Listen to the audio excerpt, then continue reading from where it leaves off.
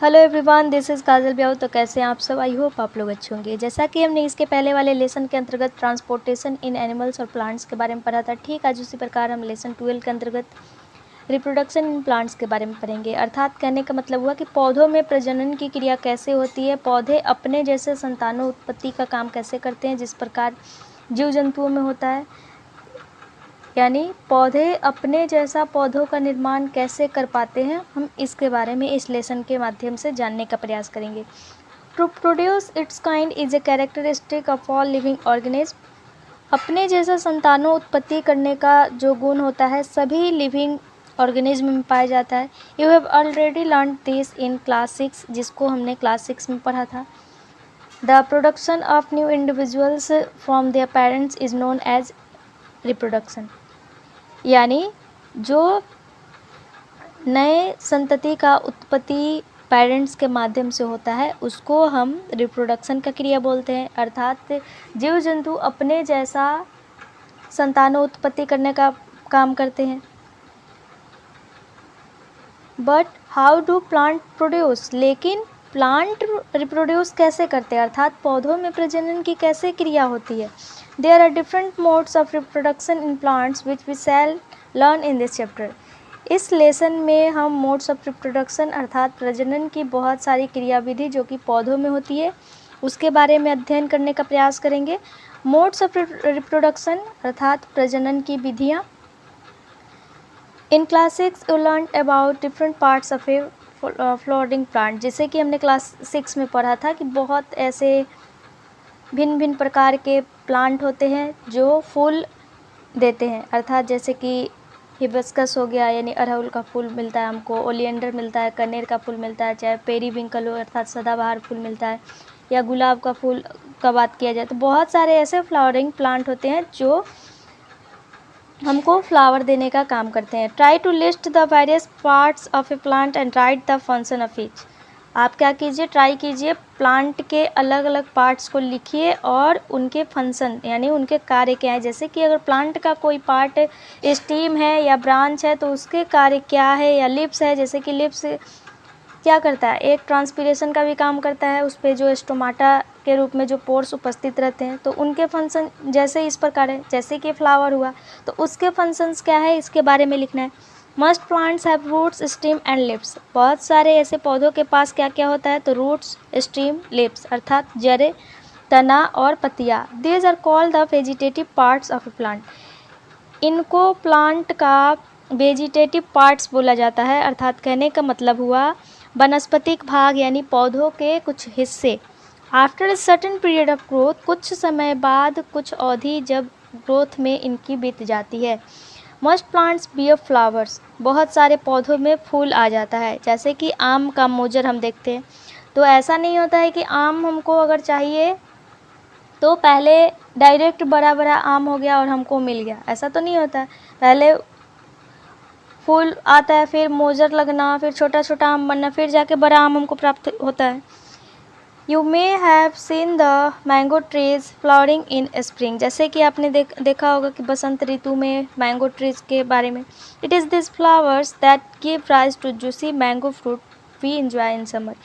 इसके माध्यम से हमको बहुत ही रसीला आम की प्राप्ति होती है जिसको हम गर्मी में खा के क्या करते हैं, मस्ती करते हैं। We eat the fruits and usually discard the seed. हम फल को खा लेते हैं और उसके बीज को फेंक देते हैं अर्थात उसको हटा देते हैं। Seeds germinate and form new plants. Seed क्या होते हैं, अर्थात बीज अंकुरित करते हैं और एक नए पौधों के रूप में बड़े होते हैं। सो इसलिए what is the function of flowers in plants. इसीलिए अगर प्लांट्स में फ्लावर के फंक्शन का बात किया जाए, अगर कार्य का बात किया जाए तो क्या कार्य करते हैं ये flower. Flower performs the function of reproduction in plants. Flower are the reproductive parts. Flower का जो काम होता है वो प्लांट में रिप्रोडक्शन का काम करने का काम करते हैं। इस प्रकार उनको रिप्रोडक्टिव पार्ट्स का एक हिस्सा माना जाता है जिसमें फ्लावर का नाम आता है। There are several ways by which plants produce their offspring. कहने का मतलब हुआ यहाँ पे कुछ तरीके दिए गए हैं जिसके माध्यम से प्लांट क्या करते हैं, अपने जैसे वंशज का निर्माण करते हैं। ऑफ स्प्रिंग मतलब होता है वंशज। There are categorise into two types, यहाँ पे दो प्रकार दिए गए, एक है ए सेक्सुअल एंड सेकेंड है सेक्सुअल रिप्रोडक्शन, अर्थात अलैंगिक जनन और लैंगिक जनन। इन sexual reproduction, plants can give rise to new plants without seed, whereas in sexual reproduction new plants are obtained from seed। जैसे कि अगर अलैंगिक जनन का बात किया जाए तो इसमें प्लांट क्या करते हैं, वो एक नए प्लांट्स के रूप में बड़े होते हैं जिनमें सीड की ज़रूरत नहीं पड़ती है, यानी बिना बीज के माध्यम से वो रिप्रोड्यूस करने का काम करते हैं। अगर हम लैंगिक जनन का बात करते हैं तो ये विदाउट सीड नहीं होते, यानी सीड के माध्यम से ये एक प्लांट का रूप लेते हैं।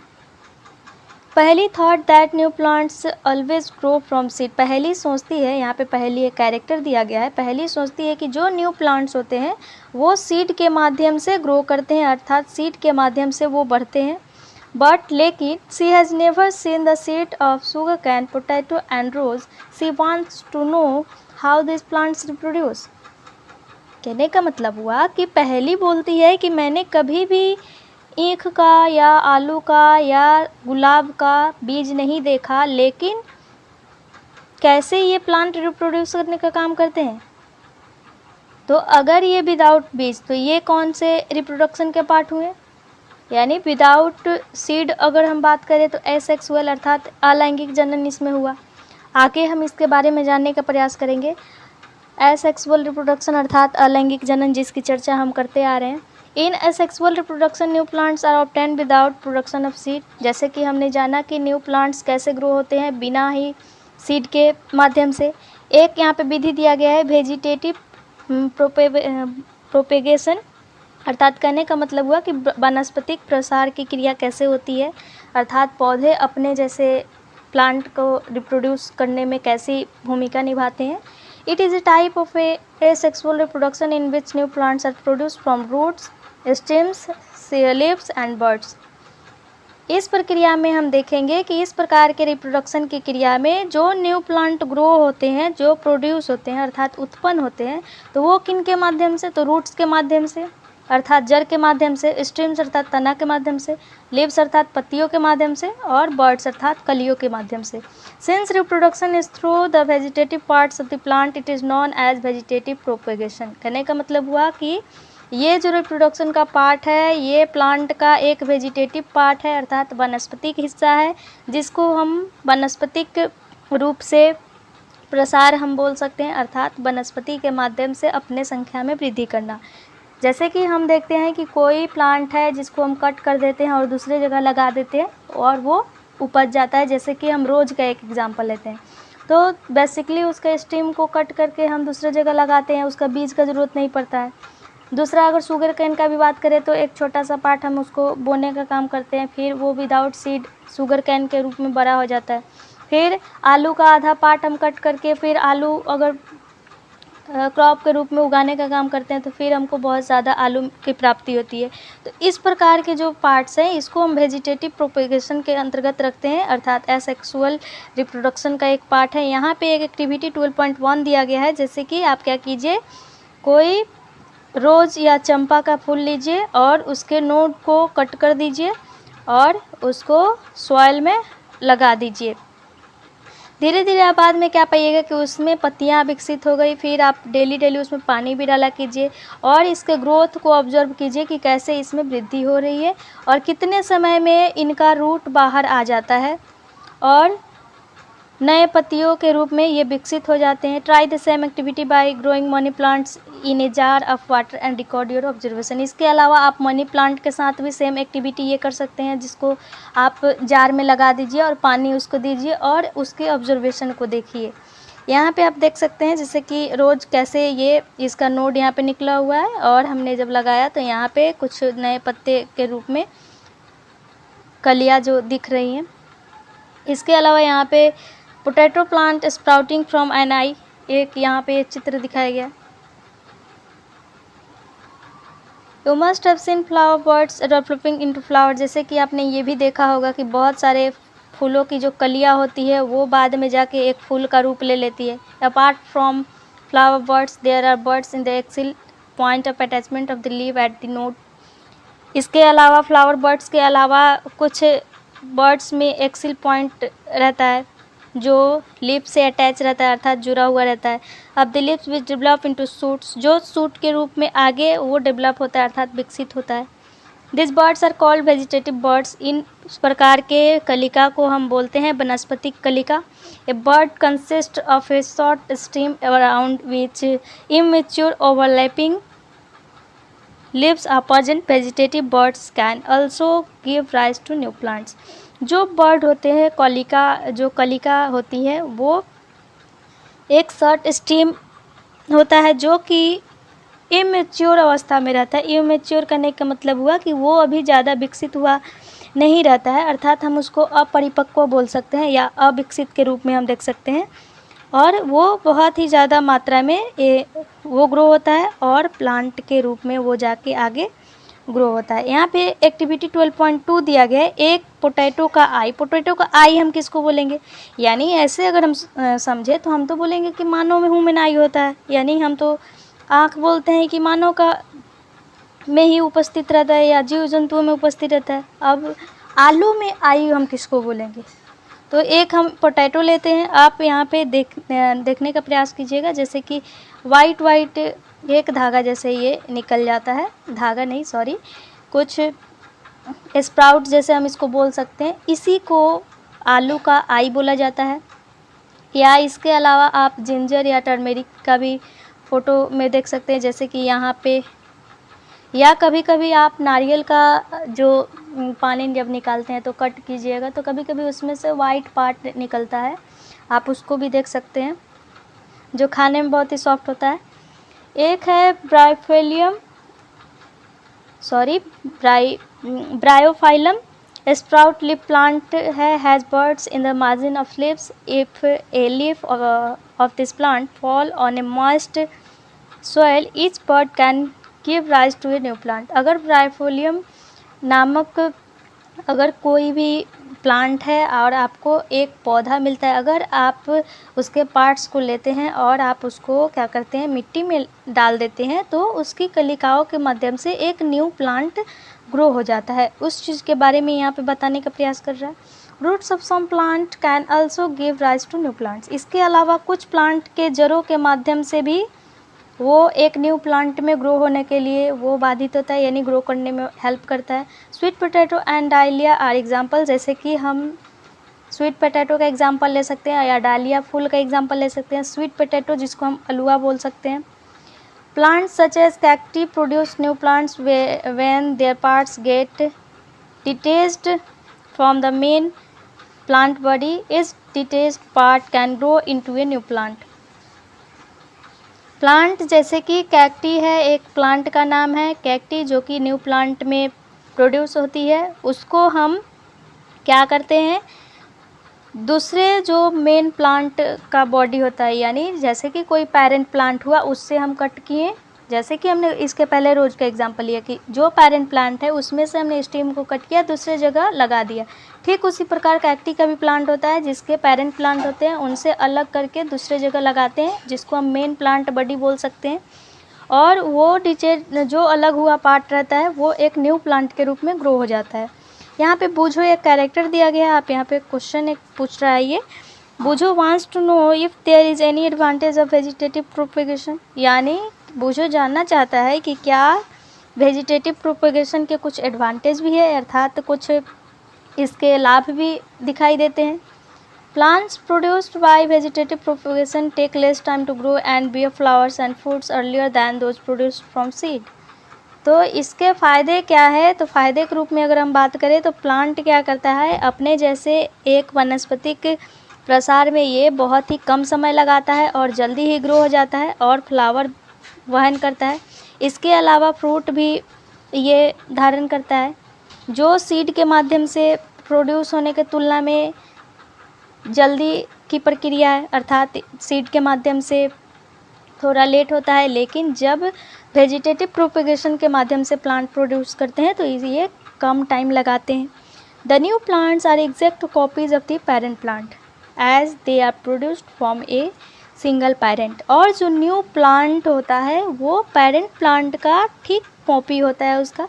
जैसे कि हम बोलते हैं कि शकल मिलता जुलता, अर्थात ये जुड़वा है, जैसे कि ह्यूमन में बोलते हैं। लेकिन अगर पेरेंट प्लांट का बात करें तो सेम उसी के जैसा उसका कॉपी, यानी नकल, एक डुप्लीकेट बोल सकते हैं हम इसका।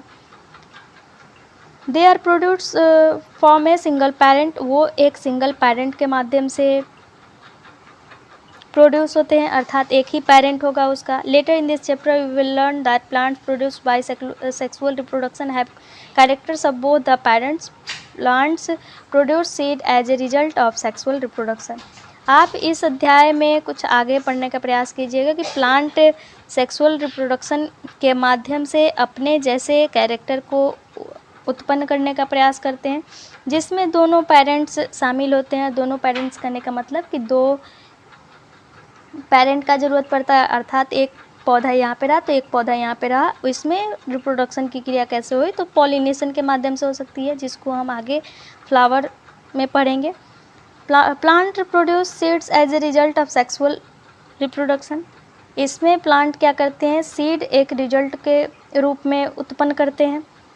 एक प्रक्रिया दिया गया है budding. You have already learn about the tiny organism like yeast can be seen only under a microscope. जैसे कि हमने पहले ही पढ़ लिया था कि जो कुछ ऐसे छोटे छोटे जीव हैं, जैसे कि ईस्ट का अगर बात करें, उसको हम माइक्रोस्कोप के माध्यम से ही देख सकते हैं। This grow and multiply every few hours if sufficient nutrients are made available to them. वो ग्रो करते हैं और कुछ ही घंटों में उनकी संख्या बहुतायत में वृद्धि हो जाती है, और जितने भी न्यूट्रिएंट्स की ज़रूरत होती है उनको वो पर्याप्त मात्रा में मिलते रहता है। Remember that east is a single celled organism. आप ये याद रखिए कि ईस्ट क्या है, एक सिंगल सेल्ड ऑर्गेनिज्म है, अर्थात एक कोशिका वाला जीव है। Let us see how they reproduce. चलिए हम देखते हैं कि इनमें रिप्रोडक्शन की क्रिया कैसे होती है, अर्थात ये अपने जैसे प्लांट की उत्पत्ति कैसे करते हैं। एक्टिविटी 12.3 दिया गया है यहाँ पे, आप इसको टीचर की उपस्थिति में ही कीजिए। यहाँ पे ये एक क्वेश्चन दिया गया है। Take a piece of yeast cake और yeast powder from a bakery और ए केमिस्ट शॉप।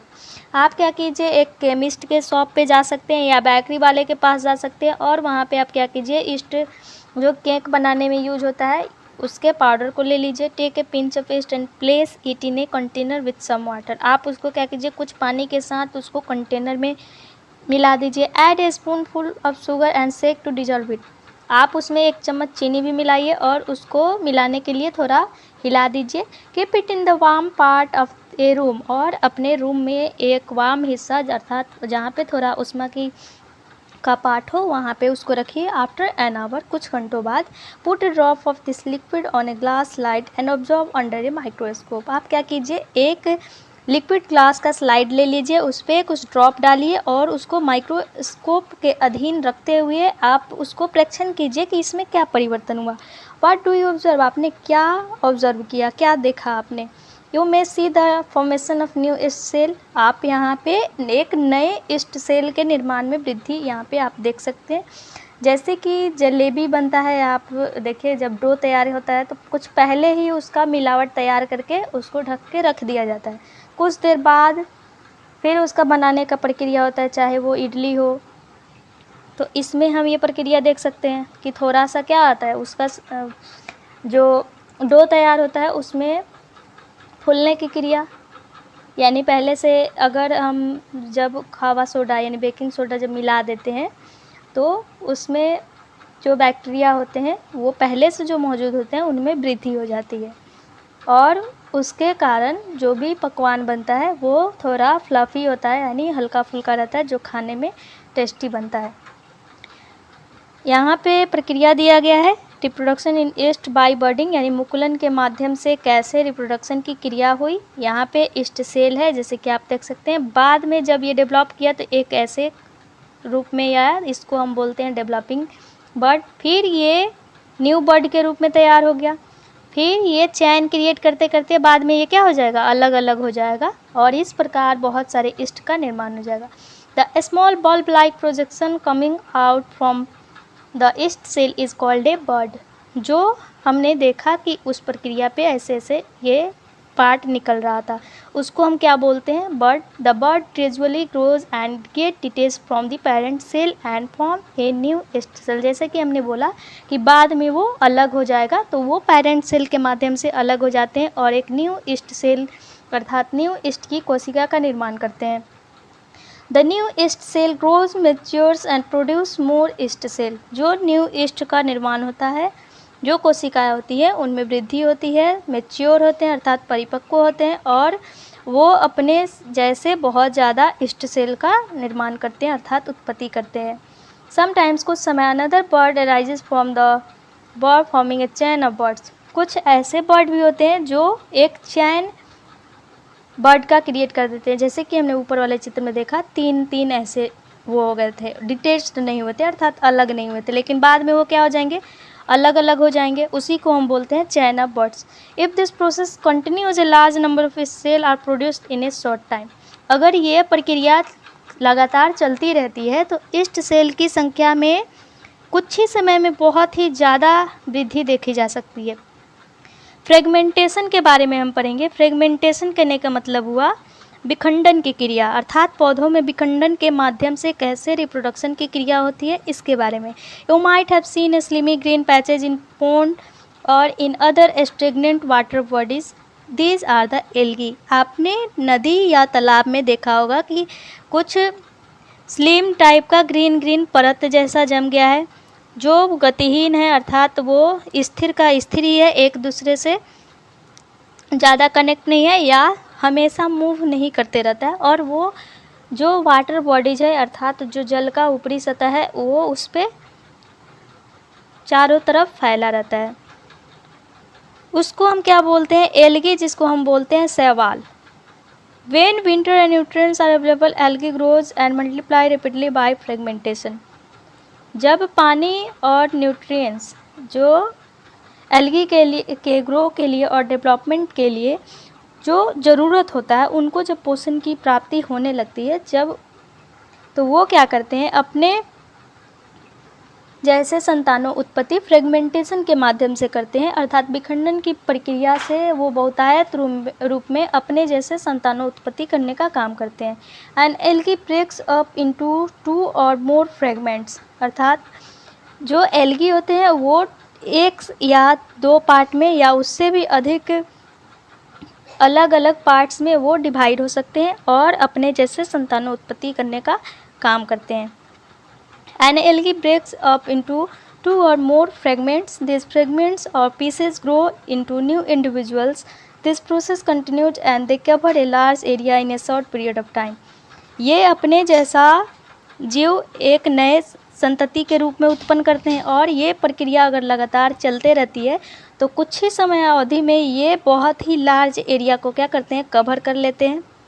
इसके अलावा फ्रेगमेंटेशन इन स्पाइरोगाइरिया, जैसे कि यहाँ पे स्पाइरोगाइरिया जो कि एल्गी उसका एग्जाम्पल है, अर्थात स्पाइरोगाइरिया समूह में एल्गी का आप यहाँ पे देख सकते हैं कि कैसे ये रिप्रोडक्शन किया और 2 पार्ट में डिवाइड हुआ और अपने जैसा ये एक एल्गी का निर्माण किया। स्पोर फॉर्मेशन क्या बोलते हैं, अर्थात बीजाणु का निर्माण कैसे होता है।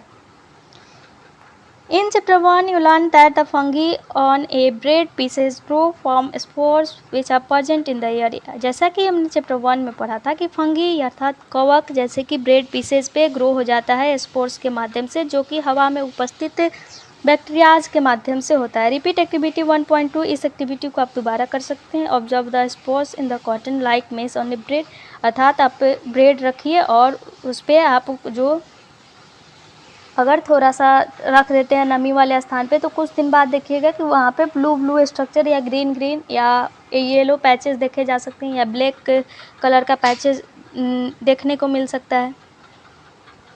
When spores are released, they keep floating in the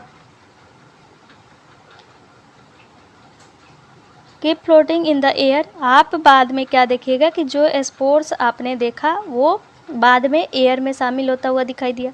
As they are very lightly, they can cover long distance. इसके अलावा वो अगर बहुत ही हल्का हो तो बहुत ही ज़्यादा कवर डिस्टेंस कर सकता है। यहाँ पे आप एक चित्र देख सकते हैं, रिप्रोडक्शन थ्रू स्पोर फॉर्मेशन इन फर्न, यानी फर्न एक पौधा का नाम है जिसमें स्पोर फॉर्मेशन अर्थात बीजाणु के माध्यम से कैसे यहाँ पे रिप्रोडक्शन की क्रिया हो रही है। यहाँ पे आप ये चित्र देख सकते हैं। Spores are asexual reproductive bodies, जो बीजाणु होते हैं वो अलैंगिक प्रजनन के पार्ट होते हैं अर्थात रिप्रोडक्टिव बॉडीज हम इसको बोल सकते हैं। Each spores is covered by a hard protective coat to withstand unfavorable conditions such as high temperature and low humidity। यानी जो प्रत्येक स्पोर्स हैं, यानी जो प्रत्येक जीवाणु हैं, एक वो हार्ड प्रोटेक्टिव कोट से ढके हुए रहते हैं और जो अनफेवरेबल कंडीशन होता है, अर्थात कहने का मतलब हुआ कि जब हाई टेम्परेचर हो या बहुत ही कम आर्द्रता वाला समय हो, वो स्पोर उसको क्या करते हैं, जो प्रोटेक्टिव कोट होता है उसके माध्यम से उसको प्रोटेक्शन मिलता है अर्थात रक्षा मिलती है, यानी सुरक्षा मिलती है हम इसको बोल सकते हैं। So they can survive for a long time, इस प्रकार वे बहुत समय तक सर्वाइव कर सकते हैं।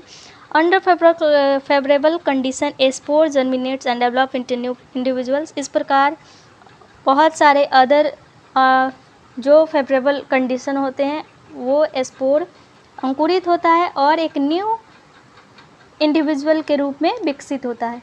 Plants such as moss and ferns also reproduce by means of spores, यानी प्लांट्स जैसे मॉस हम बोल सकते हैं और एक फर्न पौधा है, वो अपने जैसे ही स्पोर्स के माध्यम से रिप्रोडक्शन की क्रिया करता है। अगला है सेक्सुअल रिप्रोडक्शन अर्थात लैंगिक जनन, जिसमें 2 पेरेंट की ज़रूरत पड़ती है। You plant earlier the structure of a flower, जैसे कि हमने इसके पहले ही स्ट्रक्चर ऑफ फ्लावर के बारे में पढ़ा।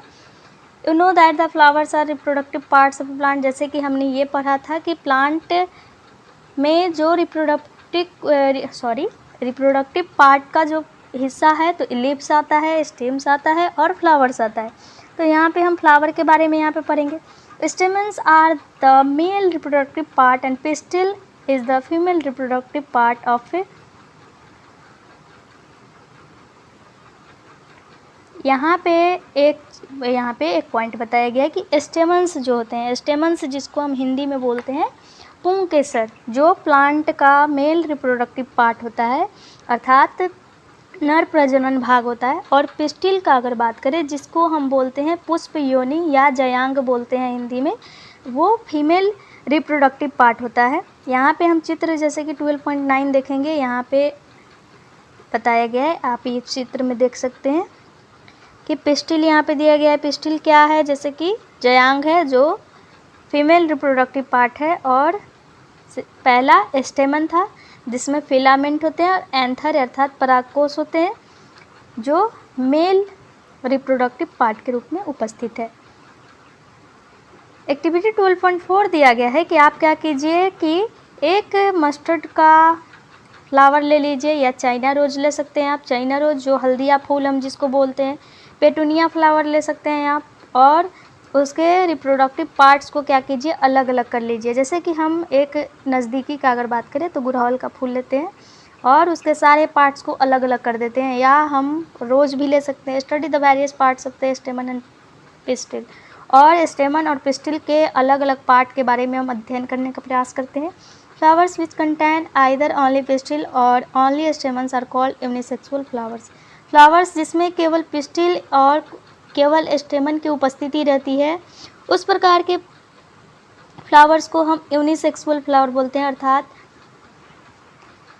कहने का मतलब हुआ एक लिंगीय फूल, अर्थात एक लिंग वाला फूल, यानी जिस फ्लावर में स्टेमन्स भी हो और पिस्टिल भी हो, अर्थात मेल रिप्रोडक्टिव पार्ट भी हो और फीमेल रिप्रोडक्टिव पार्ट भी हो, तो उसको हम बोलेंगे unisexual. Flowers which contain both stamens and pistil are called bisexual flowers. लेकिन वो फ्लावर जिसमें, सॉरी मैंने गलत पढ़ दिया, यूनिसेक्सुअल बोलते हैं कि एक में नहीं तो केवल पिस्टिल रहना चाहिए और नहीं तो स्टेमन्स रहना चाहिए, यानी एक ही पार्ट रहना चाहिए, उसको हम एक लिंग यानी एक लिंग वाला हम फूल बोलेंगे। और जिसमें दोनों हो उसको हम बाइसेक्सुअल बोलेंगे अर्थात द्विलिंगीय फूल। Corn, papaya and cucumber produce unisexual flowers whereas mustard, rose and petunia है bisexual flower.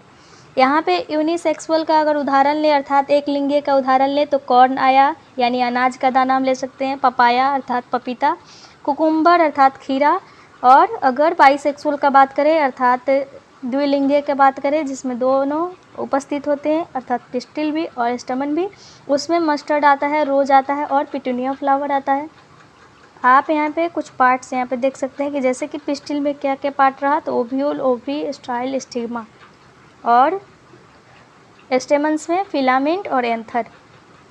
Mail and female unisexual flower में be present in the same plant और इन डिफरेंट प्लांट। जो मेल और female unisexual flower के जो part हैं वो एक ही पौधे में उपस्थित हो सकते हैं या कहीं भिन्न पौधों में उपस्थित हो सकते हैं। Could you identify the anther and the filament of A स्टेमन?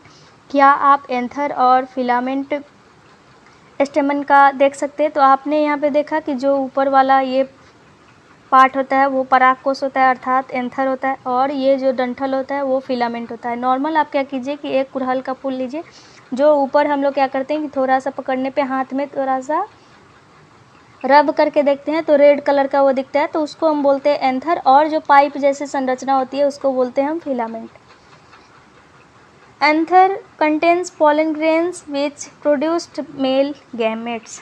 Anther जो परागकोश हमने बोला वो क्या करते हैं, पॉलन ग्रेन से भरे होते हैं अर्थात पॉलन ग्रेन करने का मतलब हुआ कि पराग से भरे रहते हैं।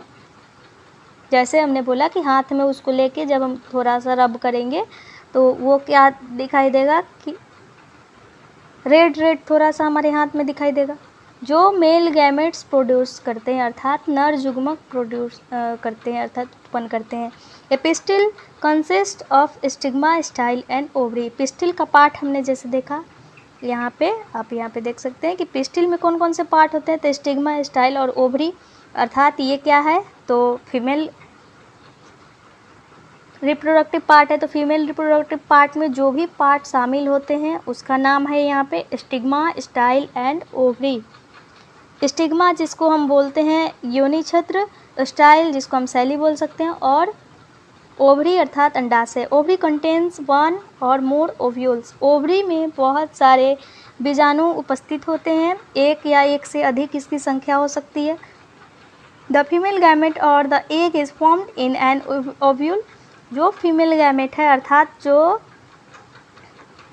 स्त्री युग्मक है और जो अंडे का निर्माण हुआ वो ओव्यूल में ही उत्पन्न होता है। In sexual reproduction a female and a male gamete fuse to form a zygote.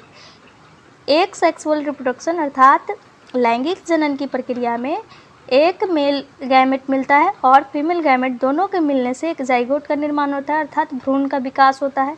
यहाँ पे बुझो कैरेक्टर दिया गया है जिसका क्वेश्चन है Boojho wants to know how the male gamete in the pollen grain reaches the female gamete present in the ovule.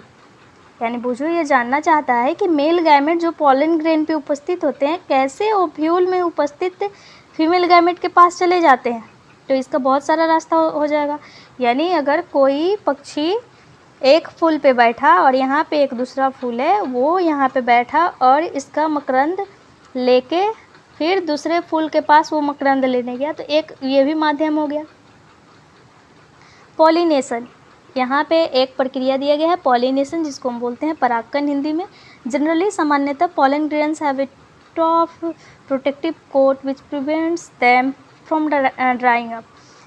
Pollen grains के पास एक बहुत ही सुरक्षात्मक कवच के रूप में, कोट के रूप में एक संरचना उपस्थित होती है जो इसको सूखने से बचाने में मदद करता है। Since pollen grains are light they can be carried by wind. ये बहुत ही हल्का होते हैं जिसको हम हवा के माध्यम से भी या प्रकाश के माध्यम से या जीव जंतुओं के माध्यम से भी एक से दूसरे जगह में ये जा सकते हैं। जैसे कि यहाँ पे एक दिया गया है, दो विधि दिया गया है कि सेल्फ पॉलिनेशन करने का मतलब हुआ कि स्वपरागकण की क्रिया, और दूसरा है क्रॉस पॉलिनेशन अर्थात परागकण की क्रिया सेल्फ पॉलिनेशन में, यानी एक ही फ्लावर रहेगा, स्टिग्मा भी है और यहाँ पे एंथर भी है, यहाँ पे कोई पक्षी बैठी और यहीं से लेके फिर यहाँ पे बैठ गई, तो यहीं से यहीं पॉलिनेशन की क्रिया हो गई। लेकिन पर परागन में क्या हुआ, एक फूल यहाँ पे और एक दूसरे पौधे का फूल यहाँ पे, तो इसके थ्रू इसमें गया। तो ये दोनों विधि यहाँ पे देखा जा सकता है। इसके अलावा बूझो ये जानना चाहता है, Boojho wants to know why flowers are generally so colourful and fragrant, is it to attract insects. Boojho जानना चाहता है कि क्यों फ्लावर सामान्यतः बहुत ही रंगीन और सुगंधित होता है और ये इंसेक्ट को अट्रैक्ट करने का काम करता है, ऐसा क्यों होता है। Insect visit flowers and carry away pollen on their bodies, जैसे कि हमने बोला कि बर्ड्स के माध्यम से भी हो सकता है, या कीड़े मकोड़े, जैसे कि मधुमक्खी है तो एक छत्ते पे बैठी, एक फूल पे बैठी, वहाँ से मकरंद इकट्ठा किया और दूसरे फूल पे गई तो वो वहाँ पे पॉलिनेशन का क्रिया कर दी, यानी जो पॉलिन एक फूल के बॉडी पे उपस्थित था तो वो दूसरे फूल के बॉडी पे जाके छोड़ी, तो वहाँ पे एक नया बर्ड का निर्माण हुआ, अर्थात कली, जो कि बाद में जाके एक फ्लावर क्रिएट किया। Some of the pollen lands on of the stigma of a flower of the same kind, कुछ ऐसे पॉलन होते हैं जो फ्लावर के एक दूसरे काइंड से ये मिलते जुलते हैं। The transfer of pollen from the anther to the stigma of a flower called pollination, ये जो पराग के कण की ट्रांसफ़र होने की प्रक्रिया है, अर्थात एक स्थान से दूसरे स्थान पर जाने की जो प्रक्रिया है, जो एंथर से स्टिग्मा के पास होता है फ्लावर में, इस प्रक्रिया को हम बोलते हैं pollination. If the pollen lands on the stigma of the same flower or another flower of the same plant, it is called self pollination। जैसे कि हमने अभी पढ़ा कि स्वपरागन हम किसको बोलेंगे, अर्थात सेल्फ पॉलिनेशन हम किसको बोलेंगे, जब कोई भी पॉलन जो एक फ्लावर का पार्ट है अर्थात स्टिग्मा है उसमें, और उसी फ्लावर के सेम पार्ट जो उसी फूल से जुड़ा हुआ है और वहीं पे जाके वो पॉलन को छोड़ने का काम करता है और वहाँ पे एक नया फ्लावर का निर्माण होता है, उसको हम बोलते हैं सेल्फ पॉलिनेशन अर्थात स्वपरागन की क्रिया। When the pollen of a flower lands on the stigma of a flower of a different parts of the same kind, it is called cross pollination. और पर परागन, पर मतलब दूसरा और पॉलिनेशन अर्थात परागन की क्रिया, यानी दूसरे पौधे पे परागन की क्रिया कैसे होती है, अर्थात एक पॉलन फ्लावर से उठा और दूसरे प्लांट बॉडी के फ्लावर पे चला गया तो उसको हम बोलेंगे क्रॉस पॉलिनेशन। यहाँ पे चित्र दिया गया है, आप यहाँ पे देख सकते हैं कि कैसे फर्टिलाइजेशन हुआ और जाइगोट जो भ्रूण का विकास होता है। जैसे कि हमने क्या पढ़ा कि मेल गैमेट और फीमेल गैमेट मिलके क्या करते हैं, एक जाइगोट का निर्माण करते हैं। तो यहाँ पे ओव्यूम है और यहाँ पे जहाँ पे जाइगोट फॉर्मेशन हुआ पॉलन ट्यूब है अर्थात पॉलन की जो नलिका है, और यहाँ पे पॉलन ग्रेन उपस्थित है जो कि अंकुरित हुआ बाद में। फर्टिलाइजेशन की क्रिया अर्थात निषेचन की प्रक्रिया क्या होती है, हम इसके बारे में अध्ययन करेंगे। The cell which result after fusion of gametes is called a zygote, यानी फ्यूजन के प्रक्रिया के बाद अर्थात जब मेल गैमेट और फीमेल गैमेट में सम्मिश्रण की प्रक्रिया होती है और एक नया युग्मक का निर्माण होता है जिसको हम भ्रूण बोलते हैं, जो रिजल्ट प्राप्त होता है उसको जाइगोट अर्थात भ्रूण बोलते हैं। The process of fusion of male and female gametes to form a zygote is called fertilisation, और जो मेल और फीमेल में इस फ्यूजन का जो प्रक्रिया होता है जिसके माध्यम से एक जाइगोट का निर्माण होता है, इस प्रक्रिया को हम बोलते हैं निषेचन की प्रक्रिया अर्थात फर्टिलाइजेशन की प्रक्रिया। The zygote develop into an embryo, और ये भ्रूण क्या करता है, एक एम्ब्रायो का रूप ले लेता है अर्थात एक भ्रूण का रूप ले लेता है। यहाँ पे जाइगोट मतलब होगा जुगमनज होता है इसका Hindi. Fruits and seed formation अर्थात फल और बीज का निर्माण कैसे होता है इसके बारे में हम पढ़ेंगे। आफ्टर फर्टिलाइजेशन अर्थात निषेचन की प्रक्रिया के बाद the ovary grows into a fruit and other parts of the flower fall of, ovary जो अंडाशय होता है वो बाद में जाके एक फ्रूट के रूप में कन्वर्ट हो जाता है, और जो अदर पार्ट्स होते हैं फ्लावर के वो बाद में सारे गिर जाते हैं। जैसे कि नॉर्मल हम देखते हैं कि जब आम का मोजर लगता है तो आम का मोजर हमेशा के लिए नहीं लगता है, जब आम बड़ा बड़ा हो जाता है तो आम का मोजर हट जाता है। सेम उस प्रक्रिया के माध्यम से हम इसको समझ सकते हैं। और the fruit is the ripened ovary, और जो फ्रूट होता है वो पका हुआ अंडाशय का भाग ही होता है। The seeds develop from the ovules, और जो सीड विकसित होता है वो ओव्यूल्स के माध्यम से अर्थात बीजाणु के माध्यम से विकसित होता है। The seed contains an embryo enclosed in a protective seed coat, और जो सीड है और जिसमें एक एम्ब्रायो रहता है अर्थात भ्रूण रहता है, वो एक प्रोटेक्टिव सीड कोट से बंद रहता है, अर्थात एक सुरक्षात्मक बीज का कवच उपस्थित रहता है। जैसे कि हम आम का आठी का एक बात करते हैं तो उसके ऊपर आप सीड कोट देख सकते हैं कि कितना कड़ा रहता है।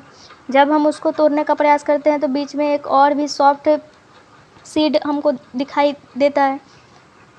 Some fruits are fleshy and juicy such as mangoes and orange, जैसे कि कुछ मांसल संरचना और जूसी फ्रूट यानी बहुत ही ज़्यादा जूस रखे हुए फल होते हैं, जैसे कि आम है और ऑरेंज है अर्थात मैंगो और orange. Some fruits are hard like almonds and walnuts, कुछ ऐसे फ्रूट्स होते हैं जो हार्ड होते हैं जैसे कि वालनट का अगर हम बात करें, या इसके अलावा हम आलमंड का बात करें अर्थात जिसको हम पिस्ता बादाम बोलते हैं उसको, और अखरोट का बात करते हैं। सीड डिस्पर्सल, सीड डिस्पर्सल करने का मतलब हुआ कि सीड विस्थापित कैसे हुआ, इसके बारे में हम पढ़ने का प्रयास करेंगे, अर्थात सीड के माध्यम से प्रसार होने की प्रक्रिया। In nature same kind of plants grows at different places, जैसे कि हम जानते हैं कि प्रकृति में बहुत ऐसे प्रकार के पौधे होते हैं जो डिफरेंट प्लेस पे उगते हैं।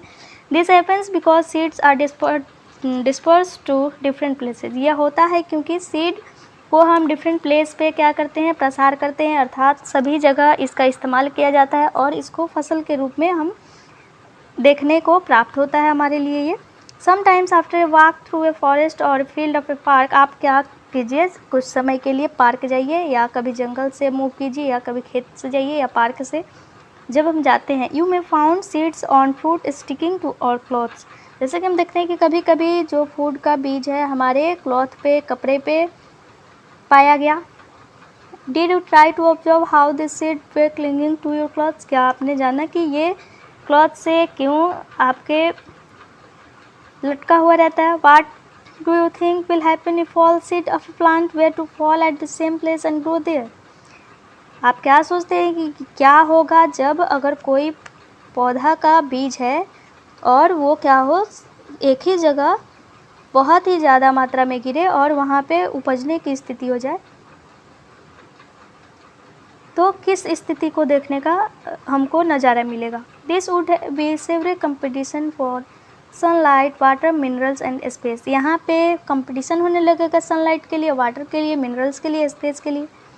As a result the seeds would not grow into healthy plants, और जब पर्याप्त मात्रा में अगर प्लांट को सनलाइट की प्राप्ति नहीं होगी या वाटर नहीं मिलेगा या मिनरल्स नहीं मिलेगा या उसको ग्रो होने के लिए स्पेस जितना उसको चाहिए उतना अगर नहीं मिलेगा तो वो एक हेल्दी प्लांट्स के रूप में ग्रो नहीं करेगा। जैसे कि हमारे बॉडी में होता है कि अगर हम न्यूट्रिएंट्स पर्याप्त मात्रा में अगर नहीं लेते हैं तो वो हमारे बॉडी के लिए बेनिफिशियल नहीं होता, यानी हम क्या होते हैं माल न्यूट्रिशन के शिकार हो जाते हैं अर्थात कुपोषण के शिकार हो जाते हैं। Plants benefit by seed dispersal, plant को बेनिफिट कब मिलता है तो सीड डिस्पर्सल के माध्यम से इसको बेनिफिट मिलता है। It prevents competition between the plant and it's on seedling for sunlight water and minerals, और ये क्या करता है, ये कंपटीशन रोकने के लिए जो प्लांट है और जो अपने उसके बीज है वो सनलाइट वाटर मिनरल्स जिसको चाहिए वो थोड़ा कम हो जाता है, यानी अगर हम अलग अलग प्लेस पे बीज का छिड़काव करते हैं थोड़ा दूरी पे रहे तो सबके लिए वो बेनिफिशियल होगा। It also enables the plant to invade new habitats for wider distribution, और ये प्लांट के एक न्यू हैबिटेट्स को भी देता है। Seeds and fruit of plants are carried away by wind water and animals, जो सीड्स होते हैं और प्लांट के फ्रूट्स होते हैं वो एक जगह से दूसरे जगह वाइंड वाटर और एनिमल्स के माध्यम से वो डिस्पर्स हो जाते हैं अर्थात प्रसारित हो जाते हैं। Winged seeds such as those of drumstick and maple, light seeds of grass और हेयरी सीड्स ऑफ आक जिसको हम मदार बोलते हैं and hairy fruit of sunflower figure 12.4 A and B get blown off with the wind to far away places. Some seeds are dispersed by water. These fruits of seed usually develop floating ability in the form of a spongy or fibrous outer coat as in coconut. कहने का मतलब हुआ कि कुछ ऐसे बीज और plant के फ्रूट होते हैं जिसको वाटर, वाइंड और एनिमल्स के माध्यम से एक स्थान से दूसरे स्थान तक भेजने में वो मौका मिलता है। इसके अलावा अगर बात करें जो विंग्ड सीड होते हैं, विंग्ड सीड कहने का मतलब होता है कि पंखों वाली बीज हम इसको बोल सकते हैं, चाहे वो ड्रम स्टिक हो या मैपल हो, जैसे कि चित्र यहाँ पे आप देख सकते हैं 12.3 और बी मेरे यहाँ पे दिया गया है, एक फिगर है, विंग निकला हुआ है यहाँ पे पंख नुमा और यहाँ पे बीज निकला हुआ है, आप देख सकते हैं कि पंखों वाली ड्रम स्टिक और मैपल है। लाइट सीड ऑफ ग्रासेज अर्थात जो ग्रास के हल्के बीज है। हेयरी सीड्स ऑफ आक मदार यानी बाल नुमा संरचना, यहाँ पे एक ये चित्र देख सकते हैं कि कैसे इसमें ये हेयरी संरचना निकली हुई है और एक मदार नामक पौधा का।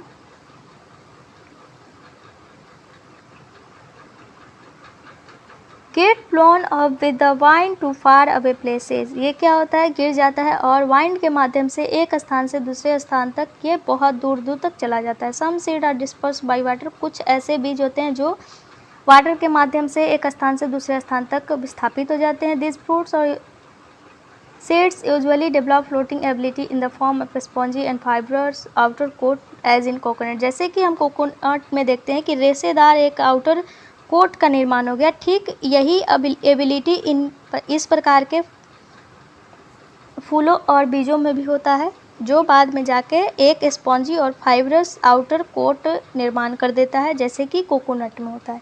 सम seeds are dispersed by animals specially spiny seeds with hooks which get attached to the bodies of animals and are carried to distant places. कुछ ऐसे बीज होते हैं जो एनिमल्स के माध्यम से, और सामान्यतः अगर बात करें तो जो नुकीले बीज होते हैं वो उनके बॉडी से जो अटैच हो जाते हैं, जो जीव जंतु होते हैं, जैसे कि जीव जंतु चरने के लिए जाते हैं अर्थात ग्रेजिंग के लिए जाते हैं, तो बहुत सारे जैसे कि घास वो चरते हैं यानी घास खाते हैं, तो बीज जो उनका हेयरी पार्ट है उस पर चिपक जाना, उसके थ्रू भी एक जगह से दूसरे स्थान बीज का विस्थापन हो जाता है। एग्जाम्पल्स आर जेंथियम एंड यूरेना, यहाँ पे जेंथियम और यूरेना दो एग्जाम्पल दिए गए हैं। Some seeds are dispersed when the fruit burst with sudden jerks, कभी कभी बीज क्या होता है कि बहुत ही ज़्यादा वो जब उसका फ्रूट पक जाता है तो और वो क्या होता है फट जाता है, कुछ ऐसे उसमें जर्क्स की उपस्थिति आती है, तो अर्थात कुछ झटका उसको लगता है तो उसमें विस्फोट होता है और सारे बीज एक जगह से दूसरे जगह इधर उधर हो जाते हैं। This happens in the case of castor and balsam, आप यहाँ पे गुल मेहंदी और कैस्टर प्लांट है उसमें आप देख सकते हैं। तो हमने पढ़ा कीवर्ड्स में एसेक्सुअल रिप्रोडक्शन अर्थात अलैंगिक प्रजनन की प्रक्रिया कैसे होती है, बर्डिंग अर्थात मुकुलन की प्रक्रिया कैसे होती है, एम्ब्रायो अर्थात भ्रूण का विकास कैसे होता है, फर्टिलाइजेशन अर्थात निषेचन की प्रक्रिया कैसे होती है, फ्रेगमेंटेशन अर्थात विखंडन की क्रिया, गैमेट्स अर्थात जुग्मक, हाइफा और ओव्यूल जिसको बीजाणु बोलते हैं, पॉलन ग्रेन, परागकण, परागनलिका और परागकण, और सीड का विस्थापित होना, सेक्सुअल रिप्रोडक्शन क्या होता है, और एस्पोरेंजियम और वेजिटेटिव प्रोपगेशन और जाइगोट अर्थात जुग्मनज और भ्रूण का विकास, एस्पोर बीजाणु का विकास, और यहाँ पे कुछ पॉइंट दिया गया है जिसको हमने ऊपर पढ़ा है। ऑल ऑर्गेनिज्म मल्टीप्लाई और रिप्रोड्यूस देयर ओन काइंड, यानी जितने भी जीव होते हैं वो अपने जैसे बहुत ज़्यादा संतानोत्पत्ति का कार्य करते हैं। In plants there are 2 modes of reproduction, जैसे कि प्लांट में 2 मोड्स दिए गए थे जिसको बारे में हमने ऊपर पढ़ा था, एसेक्सुअल और sexual. Several method of asexual reproduction, तो उसमें क्या था, तो फ्रेगमेंटेशन, बर्डिंग, स्पोर फॉर्मेशन और वेजिटेटिव प्रोपेगेशन। जो सेक्सुअल रिप्रोडक्शन है वो फ्यूजन ऑफ मेल और फीमेल गैमेट से जुड़ा हुआ था, अर्थात इसमें 2 पेरेंट प्लांट वर्क कर रहे थे। और वेजिटेटिव प्रोपेगेशन का बात करें, अर्थात न्यू प्लांट्स ग्रो कैसे होता है वानस्पतिक भाग से और उसके अलग अलग हिस्सों से, तो उसमें कौन कौन भूमिका निभाता है, तो लिव्स और स्टीम और रूट्स उसके वेजिटेटिव पार्ट्स के रूप में भूमिका निभाते हैं। इसके अलावा फ्लावर के बारे में पढ़ा कि वो क्या होते हैं, रिप्रोडक्टिव पार्ट ऑफ फ्लावर होते हैं, अर्थात पौधे का एक प्रजनन का हिस्सा माने जाते हैं। इसके अलावा फ्लावर में यूनिसेक्सुअल अर्थात एक लिंगीय स्थिति देखी जा सकती है, अर्थात कहने का मतलब हुआ कि मेल और फीमेल रिप्रोडक्टिव पार्ट्स अलग अलग होते हैं। और बाइसेक्सुअल अर्थात द्विलिंगी पौधे में दोनों रिप्रोडक्टिव पार्ट अर्थात मेल हो या फीमेल हो दोनों एक ही फ्लावर में उपस्थित रहते हैं। और मेल गैमेट्स पॉलन ग्रेन के अंदर पाया जाता है और फीमेल गैमेट्स ओव्यूल के अंदर पाया जाता है। पॉलिनेशन एक प्रोसेस है जिसमें पॉलन ग्रेन को ट्रांसफ़र करने का काम किया जाता है एक एंथर से दूसरे एंथर के पास। और कभी कभी ऐसी स्थिति आती है कि एक फ्लावर में ही एक से एक दूसरे जगह के पास, जिसको हम सेल्फ पॉलिनेशन बोलते हैं अर्थात स्वपरागन, और एक फ्लावर से अगर दूसरे प्लांट के फ्लावर में हम जब भेजने का काम करते हैं तो उसको बोलते हैं क्रॉस पॉलिनेशन। एक यहाँ पे पॉइंट है, pollination take place in plants with the help of wind water and insect. Pollination की क्रिया पौधों में कैसे होती है, तो इसमें वाइंड हेल्प करता है, वाटर हेल्प करता है, इंसेक्ट हेल्प करता है। इसके अलावा जो फ्यूजन मेल और फीमेल गैमेट्स में होता है उसको हम बोलते हैं निषेचन की क्रिया अर्थात fertilisation. Fertilise egg is called zygote. Fertilise जो एग होता है उसको हम बोलते हैं जाइगोट। जाइगोट करने का मतलब हुआ जुगमनज। इसके अलावा अगर बात करें तो जाइगोट एक भ्रूण के रूप में बाद में जाके वो विकसित हो जाता है। कुछ फ्रूट ऐसे होते हैं जो मैच्योर ओवरी, जो बाद में वो ओव्यूल डेवलप होके एक सीड का निर्माण करते हैं जिसमें एक डेवलपिंग एम्ब्रायो उपस्थित होता है। इसके अलावा सीड डिस्पर्सल का बात किया जाए तो वाइंड वाटर एनिमल्स के माध्यम से होता है, अर्थात सीड का विस्थापित होना। सीड डिस्पर्सल प्लांट को ये हेल्प करता है तो प्रिवेंट ओवर क्राउडिंग, अर्थात एक ही जगह बहुत ज़्यादा संख्या में पेड़ पौधे उपस्थित नहीं होते हैं जिसके कारण उनको सनलाइट, वाटर और मिनरल्स की समान मात्रा मिलती है और उनको स्पेस भी उतना मिलता है जिसके कारण वो एक न्यू हेल्दी प्लांट के रूप में विकसित होते हैं। इसके अलावा वाइड कंपटीशन, वही चीज़ जो हमने अभी बोला, और इन्वेड न्यू हैबिटेट्स, इसके अलावा एक नया आवास के रूप में ये विकसित होते हैं और ये खोज करते हैं। यहाँ पे कुछ क्वेश्चन दिया गया है, आप इसको पढ़ने का प्रयास कीजिएगा और बनाइएगा। अगर आपको वीडियो अच्छा लगा तो लाइक, कमेंट, शेयर और सब्सक्राइब ज़रूर करें। और अगर आपका कोई भी क्वेश्चन है या डाउट है तो आप कमेंट सेक्शन में कमेंट कर सकते हैं। और अगर इससे जुड़ा हुआ नोट्स या PDF चाहिए तो आप दिए गए डिस्क्रिप्शन में लिंक वैसे दिया गया है जिसका व्हाट्सएप चैनल का लिंक और टेलीग्राम चैनल का लिंक, आप उससे जुड़ सकते हैं।